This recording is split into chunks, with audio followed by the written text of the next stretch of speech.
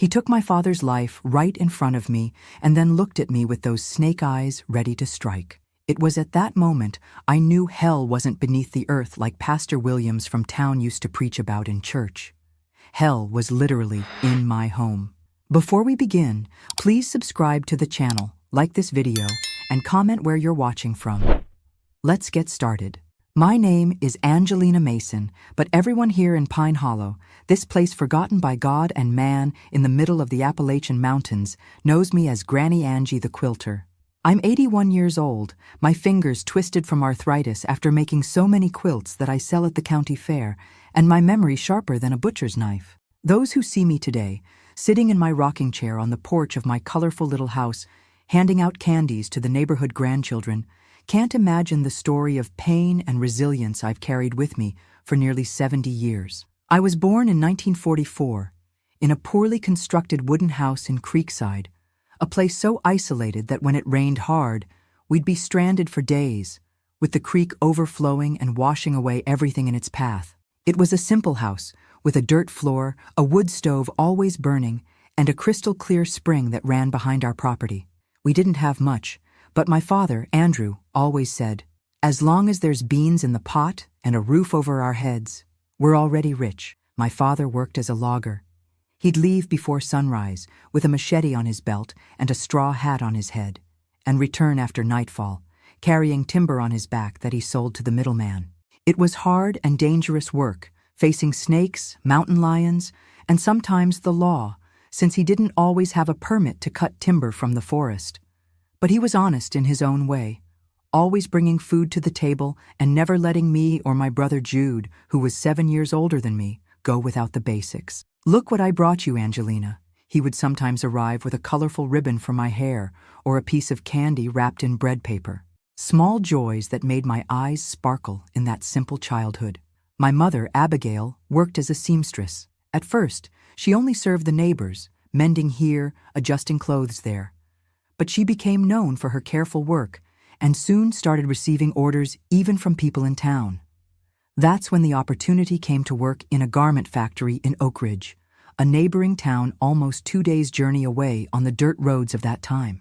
She hesitated at first, didn't want to leave us alone, but the pay was 3 times what she could make doing sewing at home. "It's just for a while," she would tell me, as she packed her bundle of clothes for the trip. "Soon, I'll save up some good money and come back to stay with you. And who knows, maybe I can even buy a new sewing machine."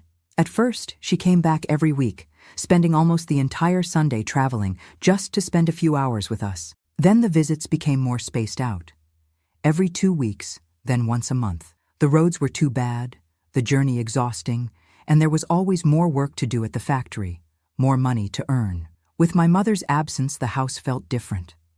My father, who was already naturally quiet, became more closed off, sadder. My brother Jude, who had been somewhat rebellious since he turned 15, became impossible to deal with. The fights between them, which were once rare, became routine. "I need money, Dad," Jude would ask almost every single day. "I want to get out of this backwater, go to New York City. Everyone's going to the big city, only we're rotting in this hole. And what will you do there, boy? Starve to death? Become a criminal? Here at least you have a roof and food," my father would respond, always with the same firmness. "Food? This slop we eat? Watery beans and cornbread every day? And this roof that leaks when it rains? How long are you going to accept living in this misery, old man?" My brother's words cut deeply into my father's heart. I could see the pain in his eyes of not being able to give his children a better life, the shame of being called a failure by his own flesh and blood. I, at 11 years old at the time, didn't fully understand all this anger from Jude. To me, our life was simple, but it wasn't bad. We had food, we had each other, and I could still attend the rural school 3 times a week when I wasn't helping at home. If you're still with me, I'd like to ask you to leave a comment saying where you're watching from. It warms my heart to know there are people from all across America listening to my story, even after so much time. And if you could leave a like, it helps this channel reach more people who might need to hear that it's possible to survive even the worst nightmares. The fights got worse over time. My brother started leaving home, staying away for days without sending word. He always came back smelling of moonshine, sometimes with money that we didn't know where it came from.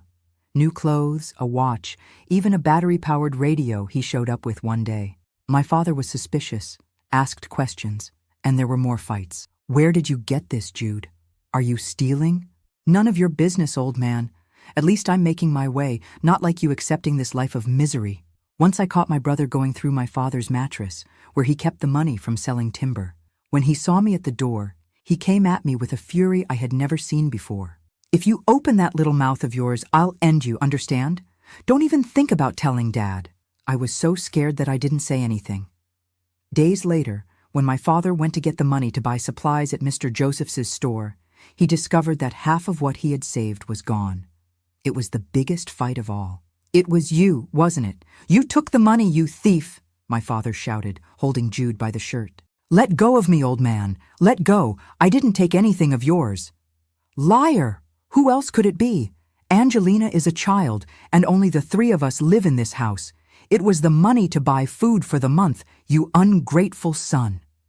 I thought they were going to kill each other right there. My father, always so calm, seemed possessed by a rage I had never seen. My brother, cornered, denied everything, but his eyes told a different story. I stood paralyzed in a corner of the kitchen, not knowing what to do, until my father finally released Jude and stormed out, slamming the door, probably to avoid doing something worse. That night, when my father returned, he was calmer. He sat with me on the edge of the bed before I went to sleep, as he used to do when I was younger, and said something I'll never forget. "Angelina, my daughter, some people are born with a good heart, and some people are born with a heart full of darkness. No matter what we do, we can't change what's already in there. Your brother, he's had this darkness since he was little. I've tried everything, but I can't reach him. Promise me you'll always stay on the side of light, daughter? That you'll never let the world's evil harden your heart?" I promised, without really understanding what he meant. Only much later would I understand the weight of those words. How much my father already knew that something terrible was forming inside our home. The situation worsened when my mother sent a letter saying she would stay a few more months without coming home. The factory had increased production, they were paying overtime, and she wanted to save more money before returning. She sent some money with the letter and some new clothes she had made for me. My father was devastated but didn't show it. He just put the money under the mattress, along with the rest of his savings, and continued his routine. Jude, on the other hand, exploded when he found out. "See? Even she can't stand this miserable life anymore. She'd rather stay away from us than come back to this dump. Respect your mother, boy. She's working herself to death for you, to give you a better future." "Future? What future is there here, Dad? Tell me. Will I end up like you, carrying timber on my back until my body can't take it anymore, living in a shack that doesn't even have an indoor bathroom?" The fight was so bad that Jude disappeared for almost a week. When he returned, he was different. Calmer, almost friendly. He even helped my father with some chores around the house, fixed the leaking roof, things he never did before. My father was suspicious of this sudden change, but preferred to believe that perhaps his son was finally maturing. "See, Angelina? People can change," he told me one night, as we ate rice with beans and a squash he had planted in the yard. "Your brother is showing that he can be different." Little did he know that this calm was just the prelude to the biggest storm our family would face. Jude hadn't changed. He was just waiting for the right moment, like those mountain lions my father said would stay quiet in the brush, watching their prey, choosing the exact moment to pounce. And when the pounce came, it forever destroyed the girl I was. The girl who still believed the world could be a good place, that people could change, that tomorrow would be better than today. All of this died on a night of heavy rain, when the thunder drowned out my father's screams and his blood forever stained the dirt floor of our kitchen. But this part of the story, my dears, is what a human would never imagine could be possible. If you've stayed with me this far, hold on to my wrinkled hand as I take you through the darkest corners of my memory. Those that I tried to forget for so many years, but that remain here, etched into my soul like scars that not even time can erase. It had been 3 days since my mother had sent word that she would only return after another month. 3 days that my father had been walking with his head down, working even harder, leaving even before the rooster crowed, and returning when night had swallowed even the last ray of sun. 3 days that my brother Jude had been mysteriously calm, even helping around the house, something he never did. That night, the rain was falling so hard it seemed like it wanted to wash our little house away. The drops hit the tin roof, making a deafening noise. The lightning cut through the sky, illuminating the kitchen for seconds, and the thunder shook the walls as if they were made of paper. Nights like this were common in Pine Hollow, but this one had something different, a heaviness in the air that even I, at 11 years old, could feel. My father had come home earlier from work because of the storm. He was sitting at the kitchen table, illuminated by the weak light of the lantern, counting the dollar bills he had gotten from selling timber that week. It wasn't much, but along with what he had saved, it was enough to buy supplies for the month and even save a little. "Look here, Angelina." He showed me some coins, placing them in my small hand. "This is for you, to buy that new notebook you needed for school." I smiled, feeling the cold metal in the palm of my hand, thinking about the hardcover notebook I had seen at Mr. Joseph's store. It was so beautiful, with a flower design on the front. It would be the first new notebook I would have, not one of those reused ones that the teacher arranged for the poorer children. It was at that moment that Jude entered the kitchen. He had a strange look, kind of glazed over, and smelled of moonshine even though he was sober enough to walk without stumbling. "Counting money, Dad? How much do you have there?" he asked, pulling up a chair and sitting across from my father. "None of your business, Jude. Go to bed. It's late." "None of my business? Then whose is it? I'm your son. I have a right to know." My father sighed deeply, putting the bills in the pocket of his worn shirt. "There's enough for us not to go hungry this month, and to buy school supplies for your sister." Jude laughed, a dry laugh, without joy. "School supplies? What for? So she can end up like us? Stuck in this backwater? The only one who saved herself was Mom, who had the courage to leave." "Your mother didn't leave, boy. She's working, sending money to help us. It's different. It's no different. She doesn't come back because she can't stand this miserable life anymore, and I can't stand it anymore either." My father stood up from the chair, his eyes flashing with contained anger. "Then you leave too. You're grown up. You can very well try your luck somewhere else. Just don't think you're taking the money I sweated to earn." That's when I saw my brother pull something from his belt. At first, with the dim light of the lantern, I couldn't identify what it was. Only when the metal reflected the flash of lightning that tore through the sky did I see a knife. Not just any knife, but my father's hunting knife, the one he used to cut timber, with a carved wooden handle and a long, sharp blade. "Hand over the money, Dad," Jude said in a different voice, colder than I had ever heard. "Hand over everything you have there and what you have hidden under the mattress, too." My father stood frozen, his eyes fixed on the knife, then on his son's face. There was no fear there, just a deep sadness, a disappointment that seemed to weigh tons. "So that's how it is? You're going to rob your own father? The man who gave you life, who raised you, who always put food in your mouth? Stop the drama. It's not robbery. It's just taking what's rightfully mine. You were never going to give it to me anyway." "I saved every penny thinking of the future of both of you," my father said, his voice choked up. "For you to have something better than I had. And this is how you thank me?" Jude advanced, the knife pointed at my father's chest. "Enough talk. Where's the money?" It all happened very quickly. My father tried to grab my brother's arm. They fought, knocked over the lantern, which went out when it fell, and we were in complete darkness, illuminated only by occasional lightning. I heard screams, sounds of struggle, things falling to the floor. I was paralyzed in a corner, mute with terror, unable to run or scream for help. When a stronger lightning illuminated the kitchen for a few seconds, I saw the scene that would change my life forever. My brother standing, the knife in his hand, dripping blood. My father on the floor, a dark stain spreading across his light shirt, his eyes fixed on the ceiling, his mouth half open as if he wanted to say something more. The thunder that came after the lightning swallowed my scream of horror. Jude turned in my direction, only then realizing that I had been there the whole time, witnessing everything. His eyes met mine, and what I saw there froze me to my soul.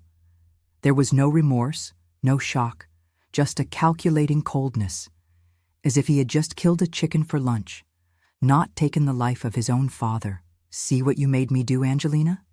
he said, his voice strangely calm. "It's your fault, too. If you hadn't always taken his side, if you hadn't always been tattling on me." I took a step back, touching the cold wall.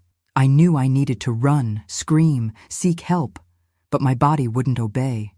It was like being trapped in a nightmare, one of those where you try to scream but no sound comes out. "Now it's just the two of us," he continued, approaching slowly. "Until Mom comes back, you're going to have to obey me.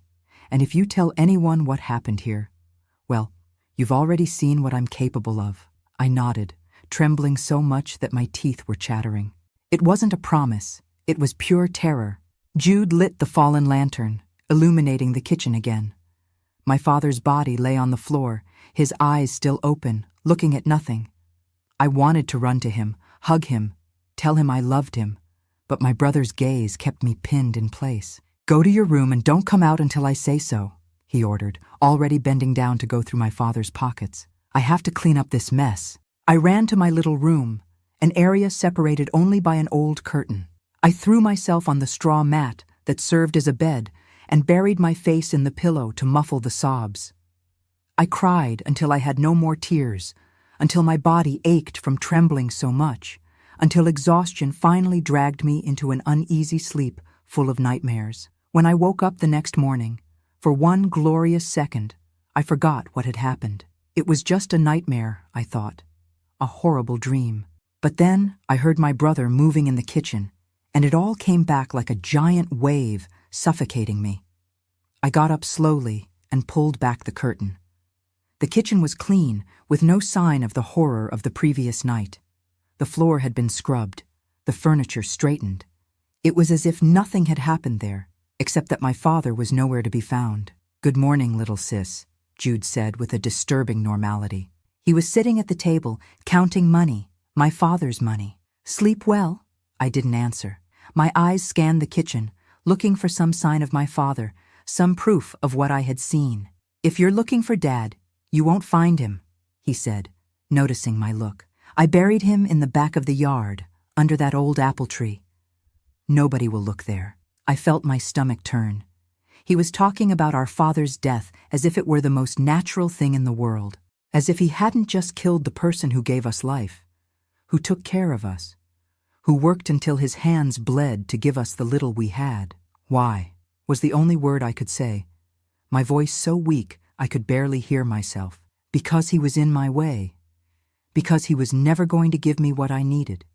Because he always preferred you, the obedient little daughter, Daddy's little darling." There was so much hatred in those words that I took a step back. How had I not noticed before how much my brother hated not just our life, but me and our father too? And now? "What's going to happen?" I asked, still unable to fully process the new reality I found myself in. "Now?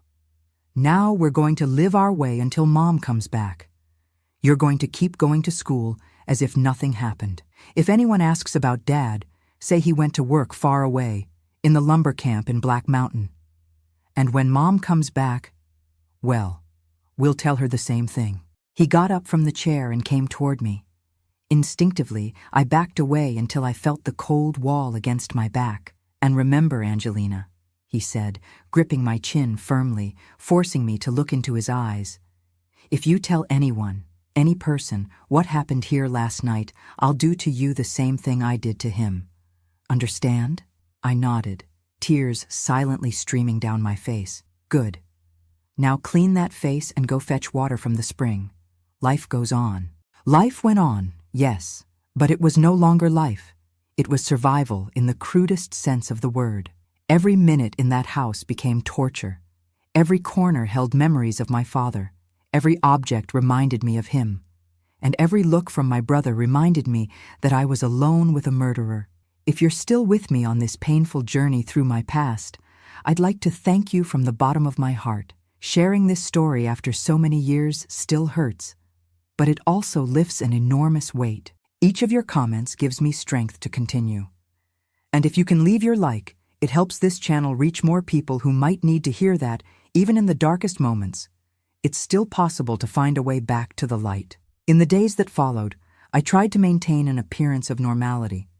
I went to school, came back, did the housework. When the neighbors asked about my father, I repeated the lie that Jude had created. He went to work at a lumber camp in Black Mountain. He'll be gone for a few months. Inside, I was dying a little each day. At night, lying on my mat, I cried silently, clutching my father's old shirt that I had hidden under my pillow. During the day, I avoided being near my brother as much as possible, but in a house as small as ours, it was almost impossible.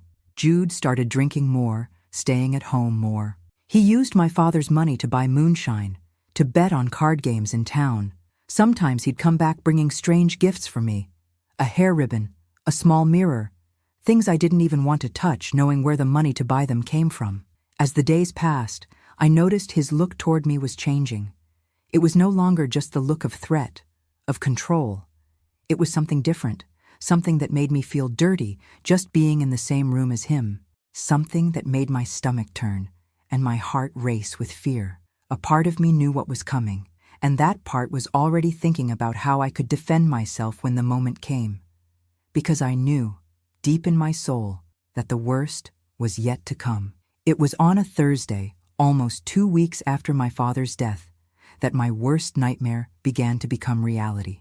I had returned from school earlier because the teacher needed to go to town to resolve some problems. The day was hot, muggy, announcing a storm for later. When I arrived home, I found Jude sitting at the kitchen table, 3 empty bottles of moonshine beside him, his eyes red and a smile that chilled my soul. "You came home early today, little sister," he said, his voice slurred by drink. "Come here, sit close to your brother."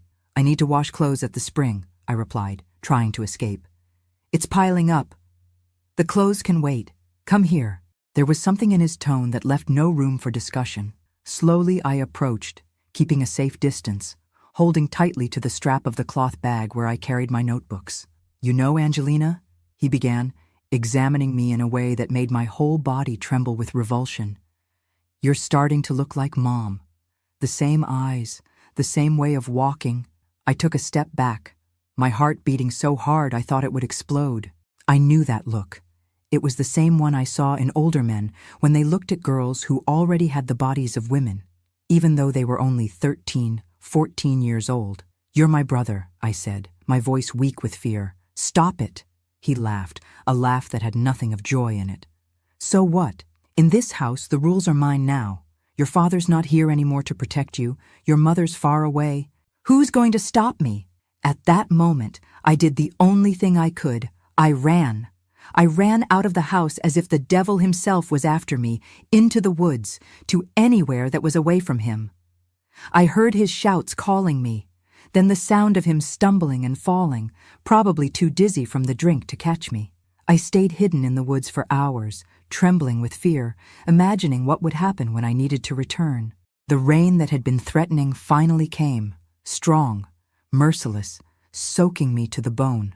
Even so, I preferred to stay there, under the water, than to return to that house that was once my home and had now become my prison. I only returned when it was completely dark, hoping that Jude had drunk so much that he would be passed out. Luckily, that's what I found, him fallen on the bed, snoring loudly, stinking of moonshine and sour sweat. I locked myself in my little room, pushing a heavy chest against the curtain that separated us, knowing that it wouldn't really protect me, but giving me a false sense of security. That night, I didn't sleep. I lay looking at the thatched ceiling, thinking about how to escape, how to survive. I thought about my mother, who was supposed to return in a few weeks if the letter she sent was correct. Could I hold out until then? And even if I did, would she believe me when I told her what Jude had done to our father? Or would she take his side, as he had always been her favorite? The next morning, Jude woke up with a terrible hangover, vomiting in the yard, cursing the world. I took the opportunity to escape early, before he even noticed I was leaving, and went to school. There at least I felt safe, away from his clutches. It was at school, sitting in a corner of the yard eating lunch, that I began to formulate a plan. I couldn't continue living like that, waiting each day for the worst to happen. I needed to defend myself. I needed to do something. "Is everything all right, Angelina?" Mrs. Aurora, the teacher, asked me, noticing my silence, the dark circles under my eyes, the way I startled at any loud noise. Yes, teacher. I just miss my father, I replied, the lie coming easily after being repeated so many times. That's normal, dear. Working far away isn't easy for anyone. But he'll be back soon, won't he? I nodded, swallowing my tears. If she only knew the truth. If I could tell. But the fear was greater. The fear that no one would believe me. The fear of what Jude would do to me if he found out I had opened my mouth. I returned home as late as I could, taking the longest path, stopping to pick some wild berries, looking for any excuse not to arrive. When I finally had no more ways to delay, I entered slowly, expecting the worst. Jude was strangely calm. He had even made food, rice with beans that were half raw, but still food. Angelina, he said when he saw me enter, come eat. I made dinner for us. I was suspicious of this sudden kindness, but I was so hungry that I sat down and ate in silence, always keeping my eyes on the plate, avoiding meeting his gaze. Sorry about yesterday, he said after a while. I was drunk, talked nonsense. You're my little sister, I shouldn't have said those things. I wanted to believe it. For a brief second, I wanted to believe that the Jude from before, the brother who played with me when I was little, who carried me on his shoulders through the forest trails, was back. But I had seen enough to know that words meant nothing to him. Okay, I replied, still not looking at him. I'm going to bed. I'm tired. In the days that followed, Jude maintained this false kindness. He made food, asked how school had been, even fixed the roof that was leaking. But I noticed the small things. The way his eyes followed me around the house, how he always found an excuse to touch me when he passed by, how he would watch me sleep through the thin curtain that separated our rooms. Every night was a torment. Lying in the darkness, hearing his breathing from the other side, praying that he wouldn't decide that this would be the night when the thin barrier between us would be broken. Oh, my dears, how difficult it is to talk about these things even after so much time. My heart still tightens, my hands still tremble when I remember. But I need to tell. I need to get this poison out that has been stored inside me for decades. It was on a Saturday night that the inevitable happened. Jude had gone out during the day, returned late, smelling of moonshine as always. I was already in bed, pretending to be asleep, when I heard him pull back the curtain to my room. I know you're awake, Angelina, he whispered, his voice thick. Stop pretending. I remained motionless, my heart beating so hard I was sure he could hear it. I felt his weight making the mat sink when he sat beside me. You've been avoiding me, little sister. Why? It's just the two of us now. We have to take care of each other. His heavy hand touched my arm, and it was as if I had received an electric shock. My whole body reacted with revulsion. Leave me alone, Jude, I said, my voice trembling, moving away as far as I could. Don't be like that, he insisted, his hand now holding my arm firmly. I take care of you, give you food, shelter. Is this how you thank me? Please, I begged, tears already streaming down. I'm your sister. It's wrong. His hands moved up to my neck, squeezing lightly, a clear threat. Wrong was you being born and stealing all the attention from Dad and Mom. Wrong was you always being the favorite, the protected one. Now it's my turn to have what I want. That's when something snapped inside me. That paralyzing fear I felt gave way to an immense anger, a fury I had never experienced before. In the dark, my hand groped around and found the old scissors I used to cut fabric scraps. In a quick movement, I aimed for his arm and sank it in with all my strength. The scream that Jude let out must have awakened even the owls in the forest. He jumped back, holding his arm that was bleeding. You wretch, I'll kill you for this. I took advantage of the moment and ran out of the house, into the darkness of the night, into the middle of the woods, not caring about the thorns that tore my bare feet, the branches that whipped my face. I ran until I had no more breath, until my legs weakened and I fell to my knees on the damp earth. I spent the entire night hidden in a small cave I had known since childhood, trembling with cold and fear, imagining what I would do when dawn came. I couldn't go back home, that was certain. Jude would kill me after what I did. I couldn't go to the village. Everyone would ask questions I couldn't answer. I couldn't seek the police. In my child's mind, I thought I would be blamed for my father's death, since I had done nothing to prevent it. It was there, in that dark cave, hungry and cold, that I made the most difficult decision of my life. I would run away, leave everything behind, and try to reach my mother in Oak Ridge. I had no idea how I would do this, but anything was better than going back to that house. When the sun rose, I left my hiding place and went to the main road, determined to follow in the direction I thought was to Oak Ridge. I walked all day, my feet bleeding, my stomach growling with hunger, stopping only to drink water from the streams and eat some wild berries that I recognized as safe. At the end of the day, exhausted, I took shelter in an abandoned shed in the middle of the woods. I was so tired that I fell asleep immediately, lying on the hard floor, using my arm as a pillow. I woke up to the sound of footsteps. My heart almost stopped when I saw the silhouette in the door. It was a man. For a terrifying second, I thought Jude had found me. But when he spoke, I realized it was a different voice. "Girl, what are you doing here alone?" It was Mr. Theodore, an old trapper who sometimes passed by our house to sell furs to my father. He recognized me immediately. "Angelina? Andrew's daughter? What happened to you, child? You're all scratched up." I wanted to tell everything. About my father, about my brother, about the horror I had lived through in the last few weeks. But the words wouldn't come out. Fear still dominated me. "I got lost," was all I could say. "I was looking for the way to Oak Ridge, where my mother is working." Mr. Theodore looked at me suspiciously but didn't ask more questions. "You're going in the wrong direction, girl. Oak Ridge is the other way.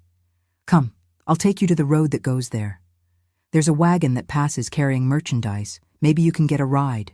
I followed the old man in silence, grateful for the help, but still trembling with fear, constantly looking behind me, expecting to see Jude emerging from the woods at any moment. We reached the main road when the sun was already high. Mr. Theodore left me there with a piece of bread he took from his own lunch bag. "Stay here, girl. Soon someone will pass going to town. But are you sure you don't want to go back home? Your father must be worried." I swallowed hard, almost letting the truth escape. "No, I can't go back. I need to find my mother." He nodded, still suspicious, but left me there and went on his way. I sat by the side of the road for hours, watching the sparse traffic, gathering courage to ask for a ride from the first vehicle that passed. That's when I heard the sound of horse hooves approaching. I stood up hopefully, imagining it could be someone I knew who could help me. But when the rider got closer, my blood froze. Mounted on a bay horse, with an improvised bandage on his arm and eyes injected with hatred, was Jude. "Found you, little sister," he said, dismounting and coming toward me. "Did you really think you could run away from me?" Those of you who are still listening to me, imagine the terror I felt at that moment. I was exhausted, hurt, without the strength to run again. Jude grabbed me by the arm violently, dragging me to the horse. "We're going home. We have unfinished business, you and I." That's when I realized this could be my last chance. If I went back home with him, I probably wouldn't live to tell the story. In that desperate moment, I made a decision that would change the course of my life forever. "We're going home. We have unfinished business, you and I." Jude's words still echoed in my head as he dragged me toward the horse. My legs were trembling. My heart seemed to want to jump out of my mouth. At that moment, something inside me awakened, a strength I didn't know I had, born of the purest desperation. While he was turning to mount the horse, while still holding my arm, my free hand found a large rock on the ground. Without thinking twice, I raised it and hit him with all my strength on the head. The sound was horrible, like a green coconut cracking. Jude staggered, released me, and fell to his knees, his hand on his head where blood was already beginning to flow. "You wretch," he mumbled, trying to get up, but falling again. I didn't wait to see what would happen next. I mounted his horse with an agility I didn't know I had and galloped away, not looking back, not caring if I had killed my brother or just wounded him. At that moment, I was only thinking about escaping, about surviving. I rode for hours, following the main road, praying I was on the right path to Oak Ridge. The horse, a gentle animal accustomed to Jude, obeyed my basic commands. When night fell, I stopped in a small clearing away from the road. I was afraid to continue in the dark, to get lost, and I also needed to rest. I tied the horse to a tree, gave it water from a nearby stream, and huddled under a large tree, shivering with cold and fear. I couldn't sleep. Every sound from the forest startled me. Every shadow seemed to be Jude coming to find me. And more than the fear of him, I was tormented by the doubt. Had I killed my own brother? Was I now a murderer, just like him? When the first ray of sunlight pierced through the leaves of the trees, I got up, sore, and mounted again. I needed to continue. I needed to find my mother before Jude found me, if he was still alive. Around noon, I spotted the first houses of a village I didn't know. I stopped at a general store and asked the owner, a fat man with a thick mustache, if I was on the right path to Oak Ridge. "Yes, girl. Follow this road for about 12 more miles and you'll get there. But what's a child like you doing alone in these parts? And that horse there, whose is it?" "It's my father's," I lied, my heart racing. "He sent me to fetch my mother, who works at the garment factory in Oak Ridge. He's sick." The man looked at me suspiciously but nodded. "Want some water? You look like you haven't had a drink or eaten in days." I accepted the water and a piece of bread with sausage that he offered, devouring it in seconds. Only then did I realize how hungry I was. I thanked him and continued my journey, now certain I was on the right path. In the afternoon, when the sun was already beginning to set, I caught sight of the first brick houses of Oak Ridge. It was a small town, but to me, accustomed to Pine Hollow, it seemed enormous. Streets paved with cobblestones, some shops, a large church in the central square. I was amazed and, at the same time, terrified. How would I find my mother in this place? I stopped again at a general store and asked where the garment factory was. The owner, an old man with white hair, pointed the way. At the end of the main street, a large warehouse with a blue sign. "You can't miss it." I followed the directions, my heart in my throat. When I finally spotted the warehouse with the sign St. Rita's Garments, I dismounted from the horse and tied it to a nearby post. My legs could barely support me when I entered through the front door. A bell rang when I opened the door. A young woman came to attend to me, frowning when she saw my condition, dirty, hurt, with torn clothes. "Can I help you?" she asked, suspicious. "I'm looking for my mother, Abigail Mason. She works here." The woman's face lit up with a smile. "Oh, Ms. Abby, of course she's in the back. Want me to call her?" I nodded, unable to speak more. The emotion of being so close to my mother after all I had been through left me speechless. The woman disappeared through a door in the back, and a few seconds later, I heard the voice I most wanted to hear in the entire world. "Angelina? My daughter?" And there she was, my mother. Thinner than I remembered, with dark circles under her eyes, but still the most beautiful person I had ever seen. I ran into her arms and burst into tears, sobbing so hard it seemed I would break in two. "What happened, sweetie? Why are you like this, all hurt? Where are your father and your brother?" It was time. Time to tell everything, to pour out all that horror I had lived through in the last few weeks. But the words wouldn't come out. How could I tell my mother that her eldest son had killed her husband, that he had tried to abuse his own sister, that I might have killed my brother with a blow to the head? "Calm down, sweetheart," she said, hugging me tighter. "Let's go to the house where I'm staying. There you can tell me everything." The house was a small room in the back of the factory, with a single bed, a small stove, and a tiny bathroom. Even so, it seemed like a palace compared to the horror I had left behind. Mom heated water, bathed me as she used to do when I was little, took care of my wounds, gave me hot food. Only afterward, sitting on the edge of the bed, did she hold my hands and ask, "Now tell me, honey, everything." And I told her. With a voice broken by sobs, I told about the increasingly worse fights between my father and Jude. I told about the night of the storm, about the knife, about my father's blood staining the kitchen floor. I told about the days of terror alone with my brother, about his threats, about the night he tried to touch me. I told about my escape, about the rock, about my desperate journey to find her. When I finished, my mother was as pale as a ghost, her hands trembling, tears silently streaming down her face, marked by hard work. "My God," she whispered, hugging me tightly. "My God, what have I done? What have I done leaving you alone with him?" She had always known that Jude was troubled, violent at times, but she never imagined he could go so far. The guilt I saw in her eyes was almost unbearable. "It's not your fault, Mom," I said, holding her hands. "You didn't know. Nobody knew." That night, I slept, hugging my mother in the narrow bed, physically and emotionally exhausted, but for the first time in weeks, feeling safe. The nightmare was over, or at least, that's what I thought. The next morning, loud knocks on the door woke us up. Mom opened it and came face to face with two men. One was the town sheriff, the other a deputy. Behind them, pale and with his head bandaged, was Jude. "Mrs. Mason," the sheriff said, removing his hat. "Your son here has made a serious accusation. He says your daughter stole his horse and tried to kill him with a rock." My world collapsed again. Jude had found me, and worse, he had arrived before me, crafting his version of the story. "Sheriff," my mother spoke with a firmness I didn't imagine she had. "My daughter arrived here yesterday, and she told me a very different story. She said her brother killed her father, my husband, and then tried to abuse her." The sheriff looked from Jude to me, his brow furrowed. "Those are very serious accusations, ma'am. Do you have any proof?" "I have my daughter's testimony.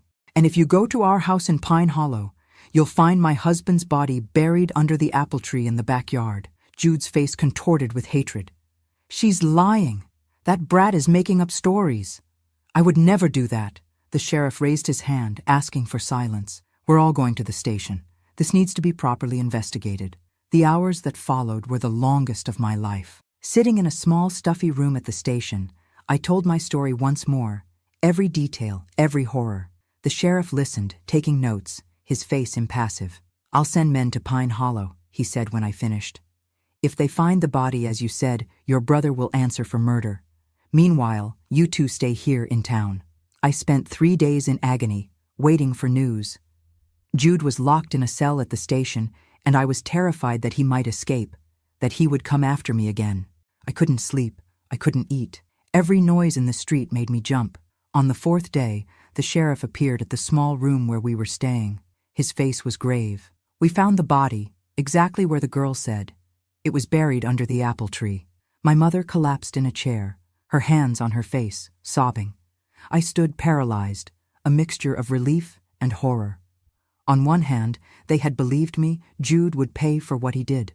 On the other, the confirmation of my father's death made everything too real, too painful. "What happens now?" my mother asked between sobs. "Your son will be transferred to the county jail in Jefferson, where he'll await trial. He's a minor, he's 16 years old, but for the crime he committed, he'll be tried as an adult. The penalty for first-degree murder can be up to 30 years. 30 years. That number echoed in my head. Jude would be locked up until he was an old man. I should feel avenged, relieved, but what I felt was just an enormous emptiness, a sadness that seemed to have no end. We had lost everything. My father was dead, my brother was going to spend his life in jail, our house in Pine Hollow was now stained with memories too horrible for us to return. In the months that followed, Mom and I tried to rebuild our lives. She continued working at the factory, and I started helping too, learning to sew. We slept together in the small back room, saving every penny to one day rent a little house of our own. Jude's trial happened almost a year later. It was the first time I had seen him since that day at the station. He was thinner, paler, but the hateful look remained the same. When he saw me entering the courtroom, his eyes narrowed, and he muttered something I couldn't hear, but I could read on his lips. "I'll get you one day." Those words chilled my soul. Even with him handcuffed, surrounded by officers, even knowing he would be convicted, the fear I felt was almost paralyzing. That's when I understood that I would never be truly safe as long as he was alive. And it was at that moment, sitting on the hard bench of that courtroom, that I began to plan my true revenge. It wasn't enough that he be imprisoned. It wasn't enough that he pay for his crimes in jail. I wanted him to suffer as he had made me suffer. I wanted him to feel the same fear, the same helplessness, the same despair. On the night after the trial, where Jude was sentenced to 25 years in prison, I returned to our little room and began to devise my plan. It was a long plan, one that would require patience, determination, and a kind of coldness that I didn't even know I possessed. First, I needed to become financially independent. I began working more hours at the factory, learning all the secrets of sewing. Then I started doing extra work at night, sewing made-to-measure clothes for the wealthy ladies of the town. My natural talent with needle and thread soon made me well known, and in a few years, at 18, I had saved enough money to rent a small house for me and my mother. At 20, I opened my own sewing shop, a tiny space in the center of town. By 22, I had 3 employees working for me. At 25, I bought my first house, a 2-story building with a porch, something I never imagined I would own. All this time, I didn't stop keeping track of Jude's whereabouts. Every 6 months, I would go to Jefferson and check if he was still in jail. I discovered he was a problematic inmate, always getting involved in fights, always in solitary confinement. When I turned 27, I learned that Jude had been transferred to a maximum security prison in Atlanta after trying to kill another inmate. That news should have made me happy. He was even further away, even more contained. But it only increased my determination. My plan was just beginning. If you're still with me on this dark journey, know that the worst, or best, depending on your point of view, was yet to come. The true revenge, the one I meticulously planned for years, would only come when Jude thought he was finally free, when he thought he had escaped his past, when he believed he could go back to terrorizing me. Time passed, marking its relentless rhythm in my wrinkles, in my hair that was beginning to show the first gray strands. Mom fell ill, a disease in her lungs that doctors said was from the fabric dust she had breathed for years at the factory. I cared for her until the end, watching that strong woman slowly waste away until one night, she simply didn't wake up anymore. Her death left me empty for months. It was as if the last link to my previous life had been broken. Only Jude remained, and my plan for revenge, which had become the reason for my existence. It was when I turned 35 that I received the news I both feared and, at the same time, awaited with a sick anxiety. Jude had been granted parole for good behavior after serving just over 20 years of his sentence. My heart raced as I read the official letter. After so many years, he would be free, free to return, free to fulfill the silent promise he had made in the courtroom so many years ago. But I was no longer that frightened 11-year-old girl. I was a successful, respected woman with resources and contacts. And more importantly, I was ready for him. The news of Jude's parole fell like a stone in my stomach. 20 years had passed since that terrible night, but the fear I felt when reading that official letter was as real as the day I first ran away. Only now, everything was different. I was different. Oak Ridge had become my home. From a modest seamstress, I had transformed into the owner of the largest garment business in town, Angelina's Atelier. I had a beautiful house on the main street, respect from the community, and something Jude would never expect: influence. The years of hard work had earned me not only money, but connections with powerful people in the region. The mayor, the sheriff, judges, they all knew and respected me. For 2 decades, besides building my business, I strategically cultivated these friendships. I always knew that one day Jude might get out of prison, and I wanted to be prepared. Every dinner I hosted for authorities, every donation I made to the mayor's campaign, every fancy dress I sewed for free for the sheriff's wife. It was all part of my plan. The letter said that Jude would be released the following week, on a Wednesday. It also informed that, as a condition of his parole, he would need to regularly report to a parole officer and could not leave the state of Georgia. What the letter didn't say, but I knew through my sources, was where he would go after being released. I got this information through the son of the former sheriff of Oak Ridge, who now worked in the state penitentiary system. According to him, Jude had given as his address for parole a cheap boarding house on the outskirts of Jefferson. Apparently, he had made some contacts during his years in prison, people who promised to help him when he got out. I imagined 1,000 different scenarios. Jude could simply start a new life far away, forget the past, never look for me again. But I knew my brother. Hatred was the only thing that sustained him, the only emotion he truly understood. He would come after me sooner or later. The night before his release, I couldn't sleep.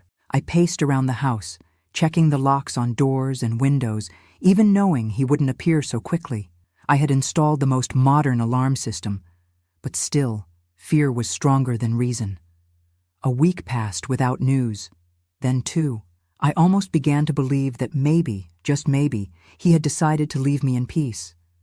That's when I received the first sign, a letter with no return address. Inside, just a sheet of paper with 5 words written in crooked letters.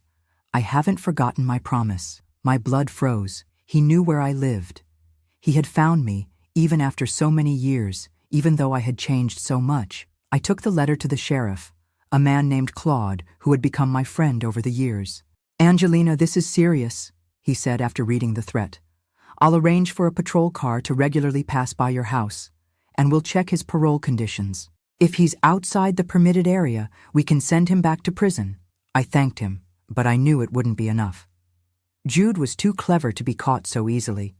He had probably sent the letter through someone else, keeping himself within the geographical limits imposed on him. I began living in a constant state of alert. I hired a private security guard to stay at the door of my shop during the day. At night, I slept with a revolver under my pillow, a gift from the sheriff, who taught me how to shoot as a precaution. 2 weeks after the letter, I saw a man standing across the street, watching my shop. It was late afternoon. The sun was already setting. Even with the distance, even after 20 years, I recognized him immediately. It was Jude. Older, thinner, with hair almost completely white, but still with those same eyes that had haunted my nightmares for decades. He didn't do anything, just stood there, watching me. When he noticed I had seen him, he smiled. A cold, calculating smile that reminded me of the night he killed our father. Then, he simply turned around and left, disappearing around the corner. That night was the worst since I received the news of his parole. He hadn't done anything beyond showing himself, but the message was clear. I'm here. I'm watching you. And when you least expect it, that's when I decided to put my plan into action. I couldn't wait any longer. I couldn't live in this constant terror.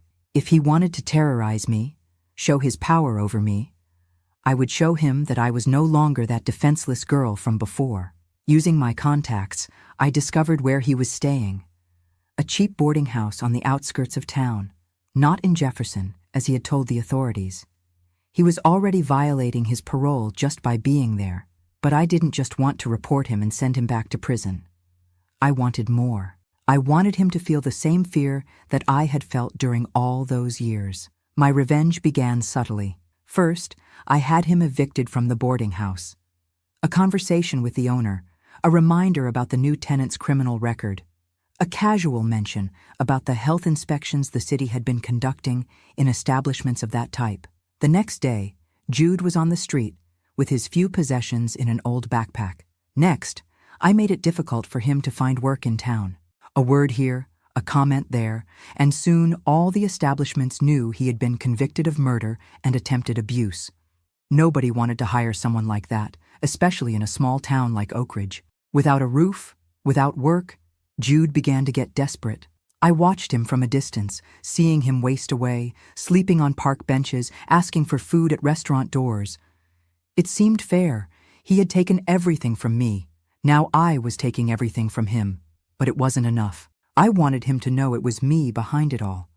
I wanted to see the fear in his eyes when he realized the roles were reversed, that now I had the power. One night, when I saw him sleeping on a bench in the central square, I approached. 20 years older, well-dressed, hair done up, I no longer looked like that frightened girl. Still, he recognized me immediately when he opened his eyes. "Little sister," he said, his voice hoarse, finally came to visit me. "I came to see what's left of you," I replied, keeping a safe distance. "Enjoying your new life?" He laughed, a dry laugh, without humor. "It's temporary. Soon I'll find a way to establish myself. And then what? You'll try to scare me again? You'll try to hurt me like you tried that night?" "Who knows?" he replied, with that cold smile I knew so well. "Life takes many turns, doesn't it?" That's when I realized my plan wasn't working as I expected. Even reduced to that miserable condition, Jude showed no fear. On the contrary, he still seemed to believe he had some power over me, that he could threaten me. I needed to go further, much further. In the days that followed, I intensified my revenge. I had him expelled even from the places where homeless people usually sought shelter. I made sure no one offered him food or help. Gradually, he was pushed to the margins of the town, to the most isolated and dangerous places. A week after our meeting in the square, I received a call from Sheriff Claude. "Angelina, I need you to come to the station. It's about your brother." My heart raced. Had Jude done something? Attacked someone? Or worse, had he discovered my involvement in his misfortune and reported me? When I arrived at the station, the sheriff was serious, his face grave. "We found your brother this morning, by the river. He didn't survive." The words took time to make sense in my head. "Jude, dead? How? Why? What happened?" I asked, my voice firmer than I expected. "From what we could determine, he got involved with dangerous people, the kind you don't want to owe money to. He was found with signs of severe beating. The coroner says he probably died from internal bleeding." A wave of contradictory emotions flooded me. Relief, knowing I would never have to fear him again. Guilt, for having indirectly contributed to that end. But above all, a sense of justice finally being done. The cycle was complete. "We need you to do the formal identification and arrange the burial," the sheriff continued. "I know you didn't have a good relationship, considering what he did to your father, but—" "I'll do what's necessary," I replied, interrupting him. He was my brother, despite everything. That same day, I saw Jude's body for the last time. Lying on the cold table at the morgue, he seemed smaller, more fragile than he had ever seemed in life. The signs of violence were evident. The swollen and purple face, deep cuts, broken bones. Part of me wanted to feel pity, feel sadness, but all I could feel was a strange peace. I arranged a simple burial, without a religious ceremony. Only the gravedigger and I were present when the cheap coffin descended into the earth. I didn't cry. I didn't pray. I just stood there, watching, feeling the weight of the years slowly dissolving, as if an invisible chain that bound me to the past had finally broken. When I returned home that night, I sat on the porch and looked at the stars, thinking about everything that had happened, about how that frightened 11-year-old girl had transformed into the woman I was today, about how fear had been my companion for so long that I almost didn't recognize the sensation of finally being free from it. "Dad," I whispered to the starry sky, "it's over. It's finally over." In the months that followed, I surprised myself with how I felt. There wasn't the euphoria I imagined I would feel when Jude finally left my life. Instead, there was a quietness, an acceptance, as if a very long and painful chapter had finally come to an end, allowing a new one to begin. I went back to focusing on my business, which I had somewhat neglected during those turbulent weeks. I began participating more in the life of the community, opening up more to people. I even started thinking about something I had never considered before, a family of my own. At 35 years old, many would say it was already late, but for me, it was as if life was just beginning. It was at a church social that I met Sebastian, a widower a few years older than me, with 2 grown children. He was a gentle, calm man, completely different from the men I had known throughout my life. Something about him, perhaps the way his eyes seemed to smile even when he was serious, or how he listened attentively when I spoke, captivated me immediately. Our courtship was slow, respectful. He never pressured, never demanded more than I was ready to give. When he asked me to marry him, 6 months later, I felt a mixture of happiness and fear. Would I be ready to share my life with someone after everything I had been through? Would I be capable of trusting another person that much? But Sebastian was patient. "You don't need to answer now," he said. "Take all the time you need. I'll be here waiting." A month later, I accepted. The wedding was simple, just close friends and his family. I began a new phase of my life, slowly learning to be a wife, to be a stepmother, to be part of a family again. I never had biological children. The doctors said that the physical and emotional traumas of my childhood had left irreversible consequences in that regard. But Sebastian's children accepted me as part of the family, and with time came the grandchildren who filled our home with joy. The years went by, the wrinkles appeared, the gray hairs multiplied. Sebastian left before me, almost 10 years ago, from a heart attack in his sleep. It was a painful loss, but different from the excruciating pain I felt when I lost my father. It was a mature pain, a longing that coexisted with gratitude for the years we had together. And now, at 81 years old, sitting in this rocking chair, watching life pass by my window, I think about everything I've lived through. The terror of those days in Pine Hollow, the long journey of reconstruction, the revenge that, in the end, wasn't exactly as I planned, but that brought the closure I so needed. I learned that life rarely follows the paths we plan, that pain can break us or strengthen us depending on what we choose to do with it, that even in the most desperate situations, there is always a way out. There is always a tomorrow.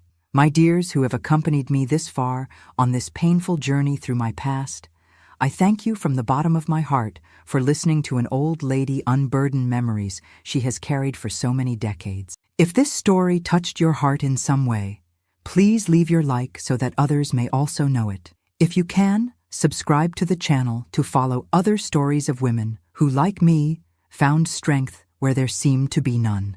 Life isn't always fair, my dears, but it always gives us the chance to rewrite our own story, to find beauty even after the deepest darkness. With love, this old lady who learned that true revenge isn't in causing pain to those who hurt us, but in rebuilding our life so beautiful and full that the past loses its power over us. I'm Granny Angie the Quilter, and I thank you for listening to me.